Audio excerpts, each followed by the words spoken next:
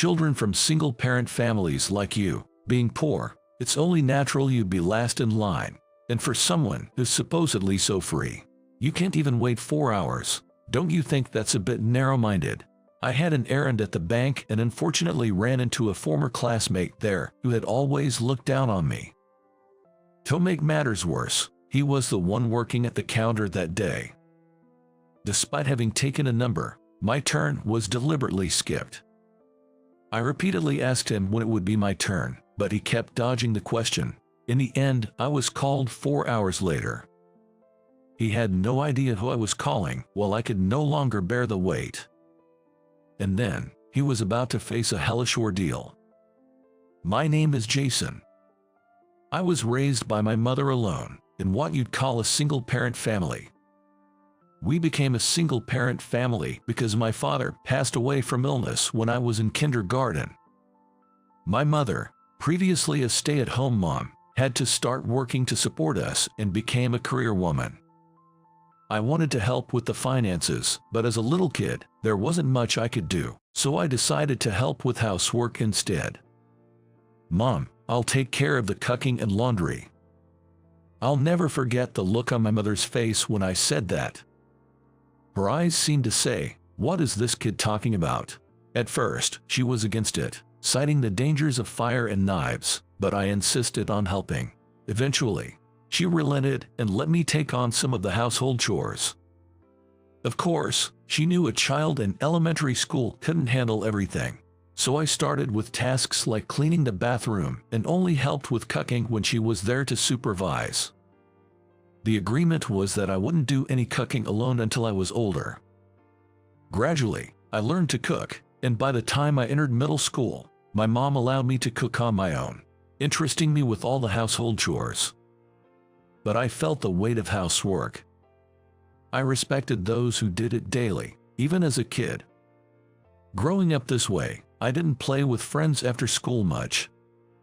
Preferring to help my mom, I often declined invitations, leading to some isolation in my class. Particularly from Ken, a classmate who always mocked me. "Jason, my mom said your family is a single-parent one." "Yeah, it is.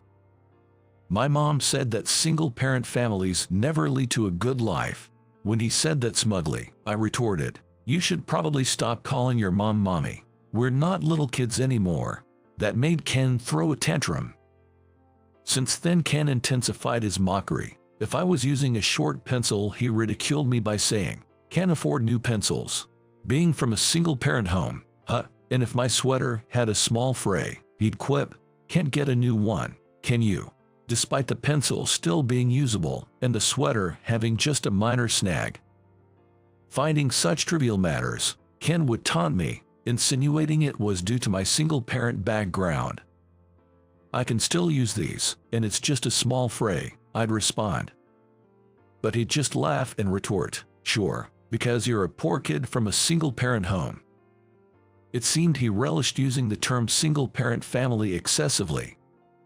This behavior persisted into middle school, with him greeting me in the hallways, "Hey, Jason from the single-parent family." By then, I simply ignored him. It was too bothersome to engage. In place of me, someone else started to stand up to Ken. "Ken, enough is enough," she would yell on my behalf. That person was my classmate, Emily. I first met Emily when I was at the supermarket, pondering what to make for dinner while picking out ingredients. She happened to be shopping at the same supermarket and approached me, calling out, "Jason." She was shopping for snacks at the same supermarket and approached me, noticing my basket full of groceries. "Running errands, that's impressive." "No, just picking up ingredients for tonight's dinner and thinking of making some side dishes." "Side dishes?" Her astonished reaction made me chuckle. "It's just me and my mom at home. She's always busy working, so I handle all the housework." "What? You cook too?" "Absolutely." "Jason, you're amazing." "I don't do anything." "Well, I guess that's normal. We're just middle schoolers, after all." Emily chuckled at my response, seemingly unsure how to react. I was used to such reactions, so I added, "Well, I enjoy doing it, so it's okay."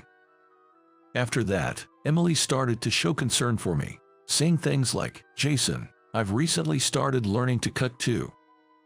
Whenever Ken would hassle me, she'd defend me fiercely, saying, "Even if Jason is from a single-parent home, he's working hard. He doesn't deserve to be spoken to like that by someone like you. If you have a complaint, try being more hard-working than him first." Every time this happened, I would thank Emily, concerned that neglecting my studies would reflect poorly on my mother's upbringing. I worked as hard as I could in my studies too. Whenever I didn't understand something, I would ask Emily, classmates, or teachers. Time flew by, and before I knew it, 3 years had passed, and it was our graduation day. Emily called me aside. "Watching you excel in cooking, studying, and cleaning, I realized how amazing you are. That's why I've come to like you, Jason. Would you go out with me?" she confessed. "I've always liked you, Emily, for always standing up for me and helping me out. I'd be happy to be with you." I expressed my sincere feelings, and we became a couple. Years passed since middle school, and now in my late 20s, I visited my main bank, Bennett Bank, for an errand. My ticket number was 36, and the current service number was 33. Just 3 more people. I should be called soon, I thought, sitting down to wait. But after an hour, my number still hadn't been called. Although the person with ticket 35 was taking unusually long, I thought it was understandable since it was a bank matter. During that time, I worked on my laptop, replied to work emails, played games on my cell phone, browsed social media, and watched videos. Finally, the person with 35 left the counter. Finally my turn, I thought, putting away my phone and gripping my ticket. Then unexpectedly, skipping ahead to ticket number 37, "Please come to the counter," was announced, and the screen showed 37. What? I was stunned as the person with 37 went to the counter. Maybe they were in a hurry and asked to go first. Yes, that must be it. Otherwise, they wouldn't skip numbers, I reasoned, sitting back down. But there was one thing troubling me. When I took my ticket, I noticed the name of today's counter attendant was Ken. Remembering a classmate with the same name, I glanced at the counter and realized it was indeed him. I almost instinctively called out to Ken, so much did he resemble the person I remembered from middle school. Despite not having seen Ken since we graduated, the resemblance was uncanny. So he ended up working at this bank. And to find him at this particular branch was completely unexpected. But Ken was the guy who always used to mock me for being from a single-parent family.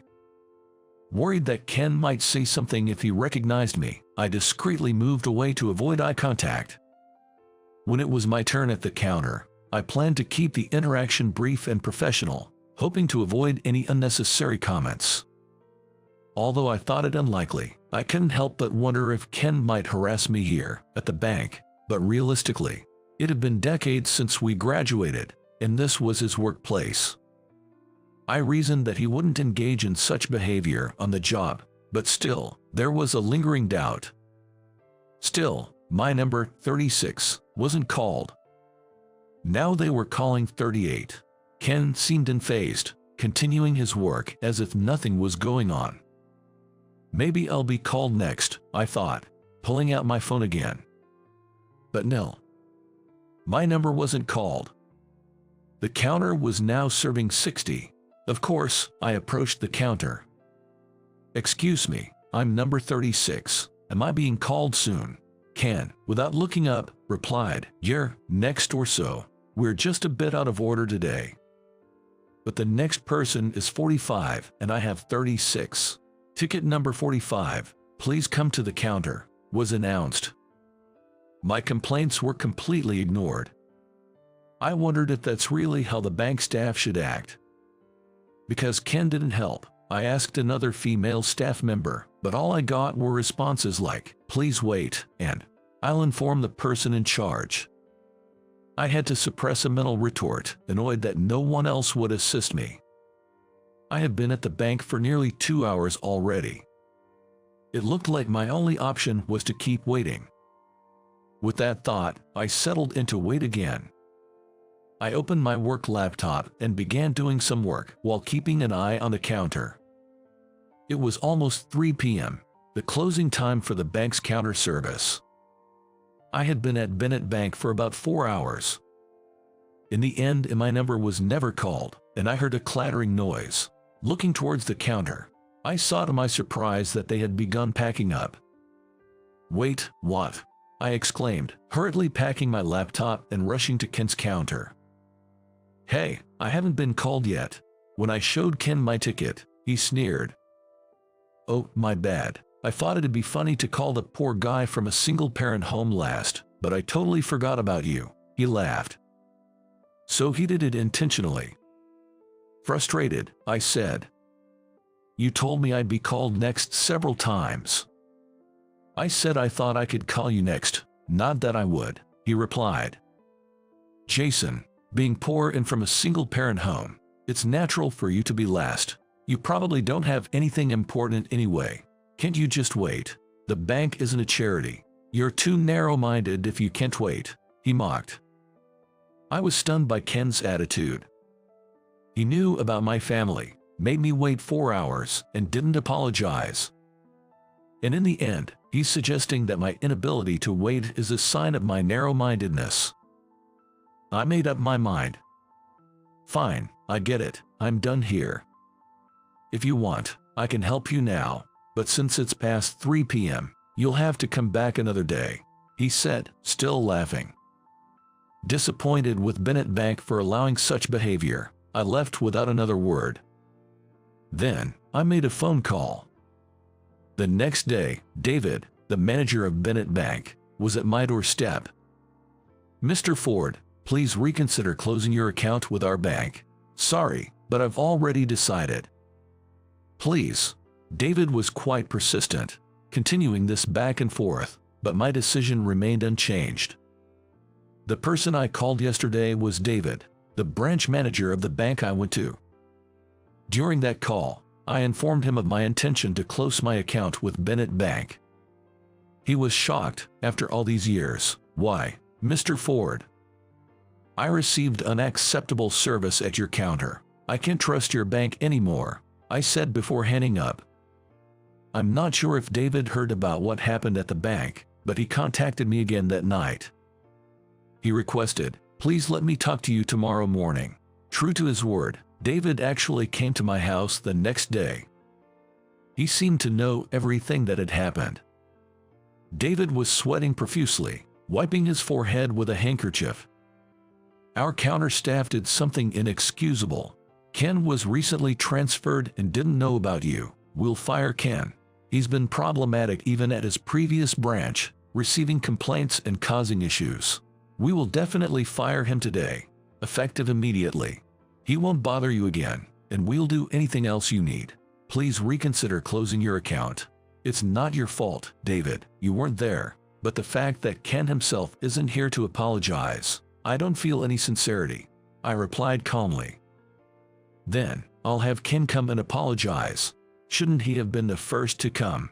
His behavior towards me yesterday was seen by others. It's unacceptable, both as a bank employee and as an adult." "Well, I did tell him to come along." David's gaze was darting around nervously. I figured Ken probably said something like, "There's no way I'm apologizing to Jason," and bailed. Jason. I turned around to find Emily there. We'd been together since graduating from middle school and started living together after university. "Harrison Bank is willing to accept all our deposits on the terms you set. They want to start the procedure right away," she informed me. "Got it, thanks." "So, David, I'm sorry, but we're moving all our deposits to Harrison Bank under better terms, so I can't reverse the account closure. Please proceed with the process," I said firmly. David finally seemed to accept it, looking dejected as he left. David seemed to have aged about 20 years all at once. Maybe it was just because he already had gray hair, but that's the impression I got. In the spirit of strike while the iron is hot, Emily and I headed straight to Harrison Bank. I muttered, I hope I didn't do David from Bennett Bank wrong. Emily quickly said, no way. Ken is the worst, and the bank let it happen. Plus, Ken never even apologized. He hasn't changed since middle school. I always appreciated that aspect of Emily, unchanged from the past. Well, our business with Bennett Bank is over, and we won't have to deal with them anymore. Let's leave it at that. Maybe you're okay with it, Jason, but I'm not. If I find Ken, I won't let him off, Emily said, mockingly practicing punches. I hoped for a more peaceful approach. As we arrived at Harrison Bank, we were shocked to see who was there. Ken, what's he doing here? There stood Ken. He was wearing a suit, but it appeared somewhat dirty. He approached us quickly when he saw us. Jason, it's all your fault, he began shouting. Why would a poor guy like you deposit $5 billion at our bank and then transfer it to another bank? What's that about? I'm moving banks because of your attitude yesterday, I replied.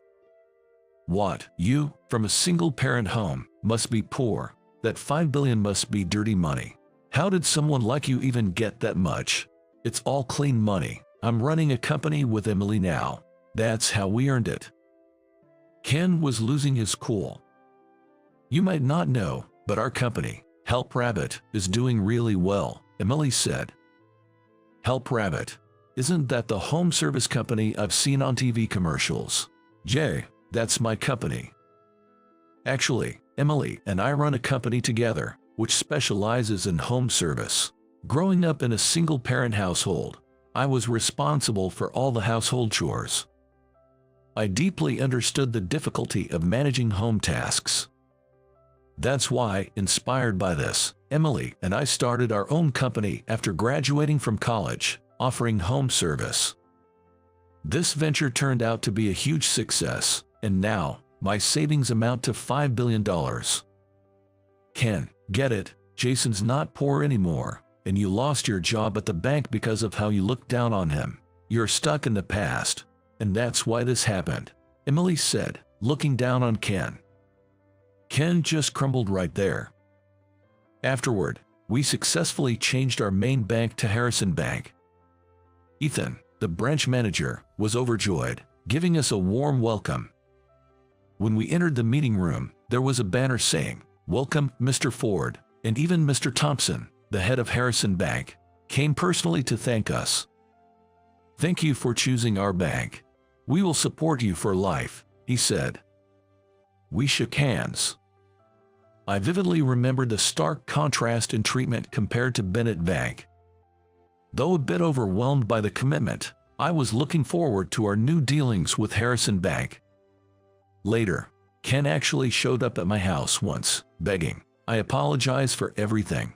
Please ask David to ignore my firing." "No, it's too late for apologies," I firmly replied. Then, "Can you employ me at your company? We were classmates, right?" When he tried to plead again, Emily said, "It's too late for that, you two-faced jerk. Don't you dare come back here again." Then, he fled the scene. I later heard rumors about Ken. He tried to get a job at another bank, but apparently, his reputation for unbelievable customer service had spread, and he couldn't find employment at any bank. This led him to a path of despair, drowning his sorrows in alcohol. Ken apparently even had a fiancée, but after losing his bank job, they broke up. The fiancée was the daughter of a high-ranking officer at the Bennett Bank, so marrying her might have helped Ken's career, but that opportunity was lost too. Now, he's neither returned to his hometown or been heard from, effectively missing. Despite it being his own doing, I couldn't help but feel sympathy for his tragic end. Meanwhile, Emily and I continue to work hard as usual. Our company, Help Rabbit, currently offers 2 service plans: an affordable easy plan for regular families and a more expensive luxury plan with enhanced services. I suggested to Emily that we might create a new plan, somewhere between these two. Emily thought it was a good idea, saying, Each family has different financial situations and needs. Maybe we should offer a customized service plan tailored to their specific desires. Inspired by her suggestion and our company's financial stability, I thought it was a good time to explore new customer segments with this new plan. We surveyed our employees and listened to their insights and customer feedback. While conducting surveys on social media to brainstorm ideas for our new service, I came across an online news article. It was about the reality of young caregivers. It detailed the challenges young caregivers face, not only in caregiving but also in managing household chores, which adds to their time constraints. I had only considered the burden of caregiving, forgetting about the household chores. Though I never had to care for my mother, I did household chores from a young age and understood their difficulty.